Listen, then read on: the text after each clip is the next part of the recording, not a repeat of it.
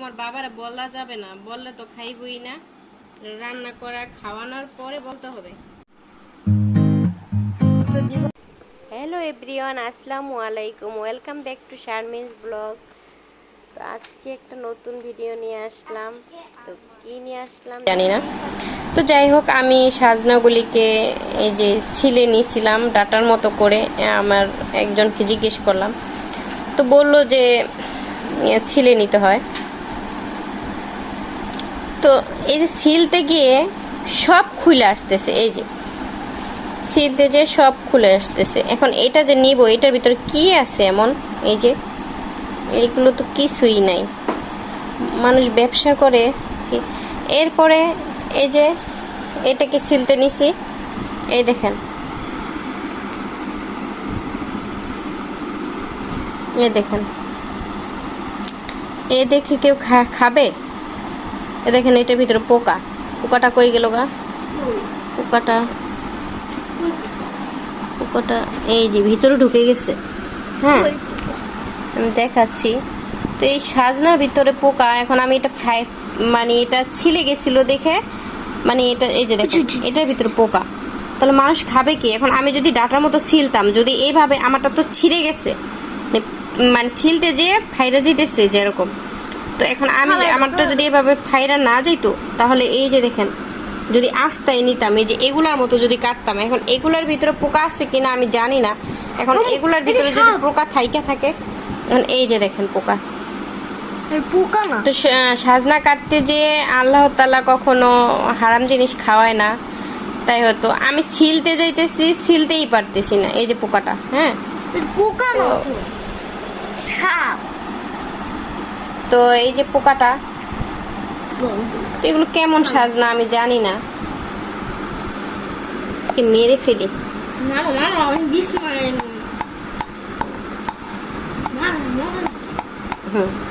যাই হোক, ওকে মেরে ফেলছি।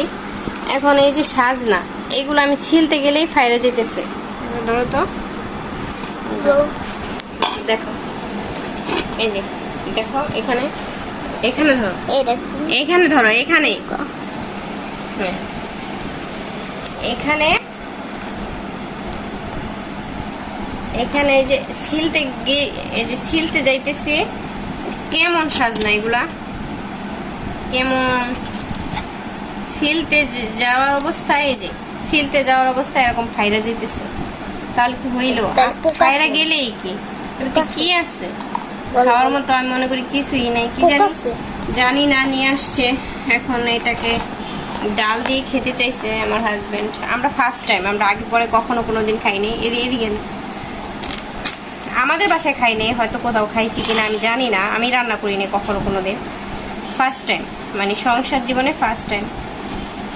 এই যে, যাই হোক, এটা শিলা হয়েছে কিনা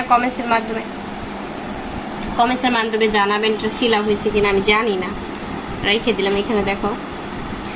তো যাই হোক, এই যে দেখো, এখন এই যে এগুলো ছিলতে নিলে, এগুলোর ভিতরে কি আছে ছিলতে নিলে, এই যে একটু পাওয়া যাইতেছে, এরকম ফাইরা চিরা যাইতেছে, জানি না। এই যে দেখো, ছিলতেই পারতেছে না। এই যে ছিলতে গেলে এরকম ফাইরা যেতেছে, জানি না। এটা মনে হয় ফ্রেশ না, মনে হয় ভালো পড়ে নাই। এগুলোর দাম তো অনেক। এই যে আমার ভিতরে দেখলাম পোক, খেতে হবে কিনা। এই যে আমি খাবো না, আমি ডাল খাবো। এত দামি জিনিস, এগুলো তো ফেলে দেওয়া যাবে না। এই যে দেখো, আরো পোকা। এই যে এখানে আরেকটা পোকা। এগুলো কি নিয়ে আসছে আমি জানি না।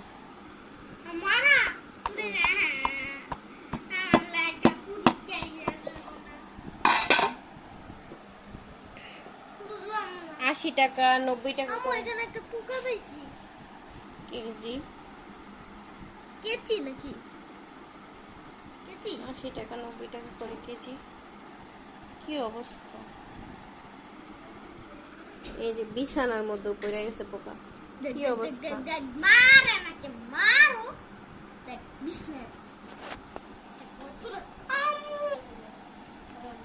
এই যে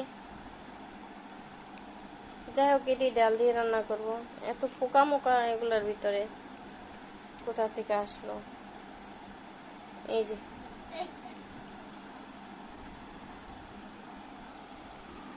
যে অবশেষে এতগুলা সাজনা ডাটার মধ্যে, এই যে এতগুলা সাজনা ডাটার মধ্যে এই কটা হয়েছে, এই কটা পাইছে।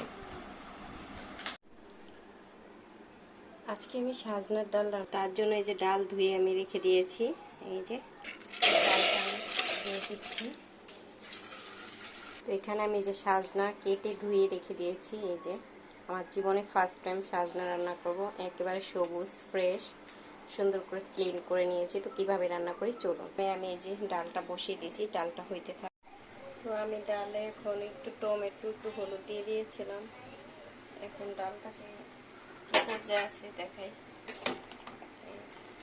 এই পর্যায়ে আছে ডালটা। আমি এখন একটাকে ঘোটা দিয়ে দিব, ঘুটনি দিয়ে ঘুটে দেবো ভালো করে। তো আমি ভালো করে এই যে ঘুটে দিলাম ডালটাকে। এই যে এখন আমি এই যে সাজনাটা দিয়ে দিব। সাজনাটা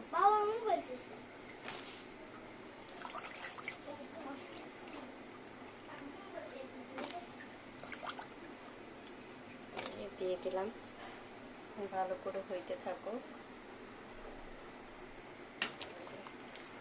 আমি একটু পাতলা করে রান্না করবো, আমার কাছে ঘনটা ভালো লাগে না। তো এই যে আমার ডালটা হয়ে গিয়েছে। এখন আমি এটাকে বাগার দিয়ে দিব। আমি ডালটা বাগার দিয়ে দিব।